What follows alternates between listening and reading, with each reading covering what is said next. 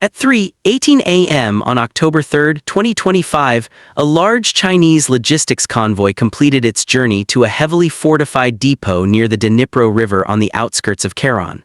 The column of over 50 heavy trucks carried over 4.5 million pounds of ammunition, rockets, and fuel. Protecting the convoy was a significant security detail, featuring ZBL-09 infantry fighting vehicles and a layered air defense system of HQ-7 missile launchers and Type 95 anti-aircraft guns. As the depot's floodlights switched on, the scale of the operation became clear. Trucks began backing up to reinforced underground bunkers in a practiced, methodical way. This entire process, however, was being watched from above. Ukrainian surveillance drones maintained a constant watch, sending a live encrypted feed to command centers in Kyiv. Ukrainian commanders quickly realized this wasn't a routine resupply. The sheer volume of material and the heavy security pointed to one conclusion. This was a stockpile for a major offensive intended to sustain a core-level offensive in the south. The logistics hub was the primary artery for a planned southern attack, designed to shift the entire balance of the war.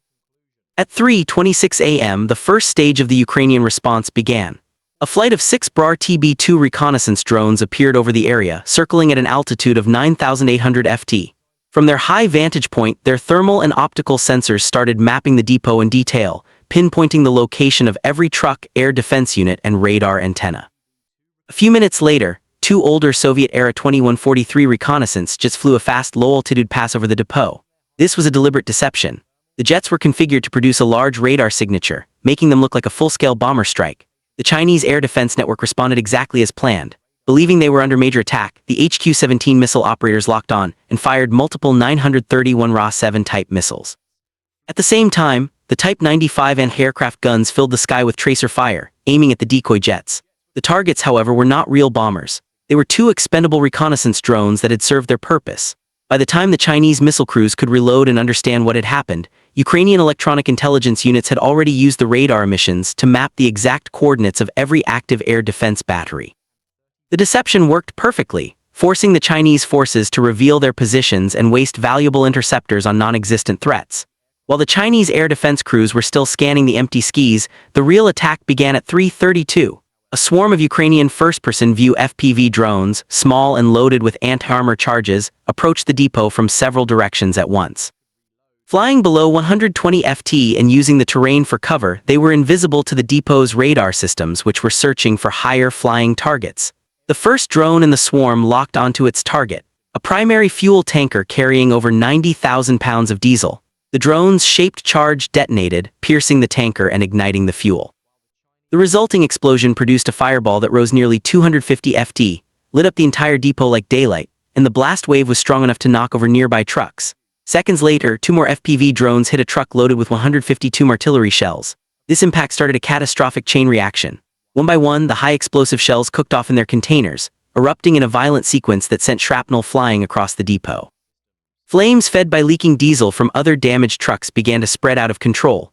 Chinese escort crews tried to shoot down the drones with machine guns, but the small, fast, low-flying targets were almost impossible to hit.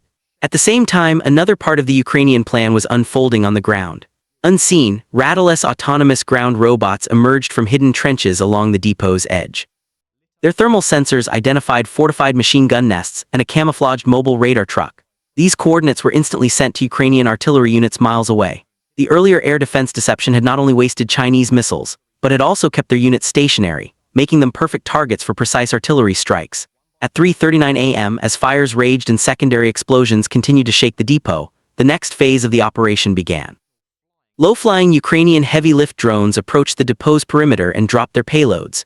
Several Mongoose autonomous ground robots, each robot about the size of a backpack, landed silently under a micro-parachar in the tall grass less than 300 wide from a Chinese armored vehicle staging area. Using 6-wheel drive and passive infrared navigation, the machines began moving toward their targets.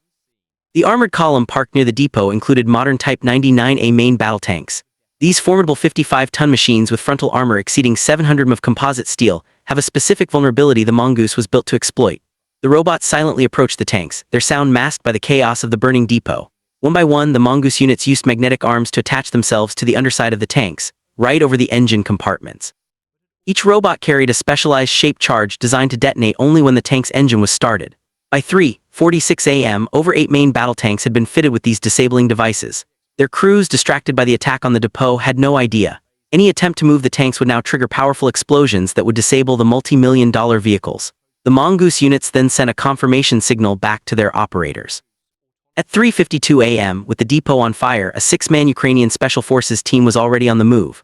They traveled quickly on sound-dampened all-terrain vehicles, crossing a dry canal about 2 mi from the depot.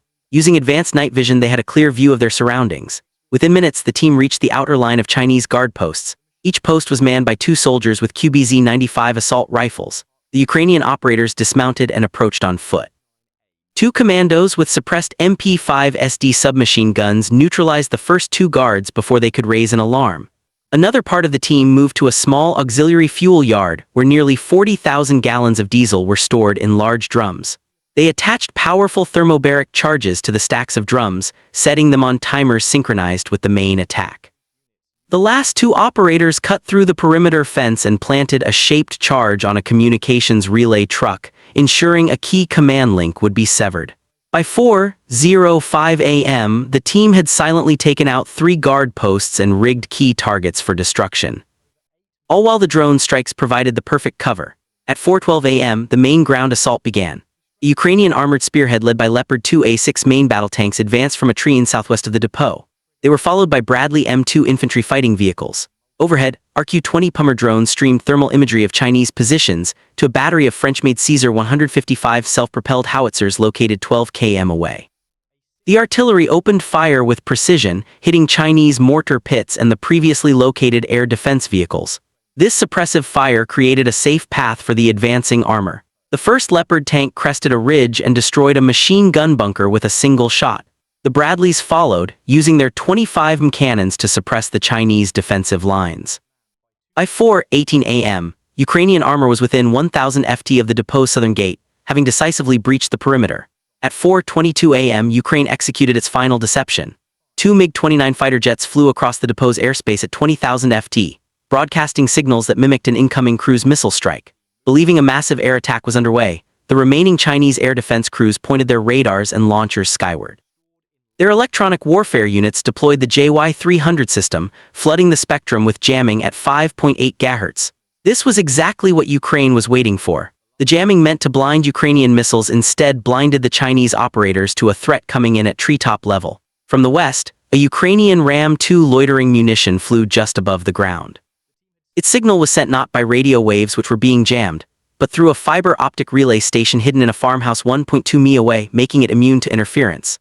The Ram-2 had one critical mission: destroy the mobile command vehicle coordinating the depot's defense. Protected by the very jamming the Chinese had turned on, the drone slipped in undetected. At 4:29 a.m., the Ram-2 began its final dive, striking the Chinese command vehicle. The explosion tore through the vehicle and vented directly into the main underground storage bunker right behind it.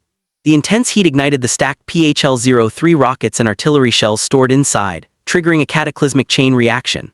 Massive explosions erupted from the ground, sending fireballs hundreds of feet into the air. A second drone strike then destroyed a communications tower, cutting off the last line of command. By 4:35 a.m., the facility was no longer a logistics hub. It was a massive burning crater. The artery for the planned Chinese offensive had been severed, crippling their supply chain in the south for the foreseeable future. Amidst the wreckage, Ukrainian soldiers found 2 wounded Chinese crewmen and immediately provided medical aid. The mission was a demonstration of a highly synchronized multi-domain operation. The destruction of the Karen depot was a major tactical victory and a strategic blow that severely disrupted enemy plans in the southern.